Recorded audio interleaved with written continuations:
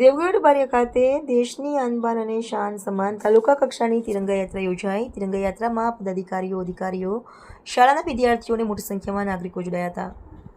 દેવગઢ બારિયા ખાતે સ્વતંત્રતા પર્વની ઉજવણીના ભાગરૂપે દેશની આનબાન અને શાન સમાન રાષ્ટ્રધ્વજ પ્રત્યેની સમાનતાની ભાવના વધુ પ્રબળ બને અને નાગરિકોમાં રાષ્ટ્રપ્રેમ અને રાષ્ટ્રીય એકતાની ભાવના જાગૃત થાય તે હેતુથી દાહોદ જિલ્લાના દેવગઢ બારિયા ખાતે તાલુકા કક્ષાની ભવ્ય તિરંગા યાત્રાનું આયોજન કરવામાં આવ્યું હતું।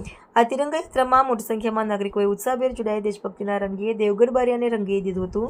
રાષ્ટ્રધ્વજ સાથે યોજાયેલી આ તિરંગા યાત્રા દરમિયાન સમગ્ર વાતાવરણ દેશભક્તિના નાદથી ગુંજી ઉઠ્યું હતું અને આ યાત્રામાં ઉપસ્થિત સૌએ રાષ્ટ્રધ્વજ પ્રત્યે સન્માન વ્યક્ત કરી દેશની એકતા, અખંડિતતા અને રાષ્ટ્રગૌરવના સંદેશને જન સુધી પહોંચાડ્યો હતો।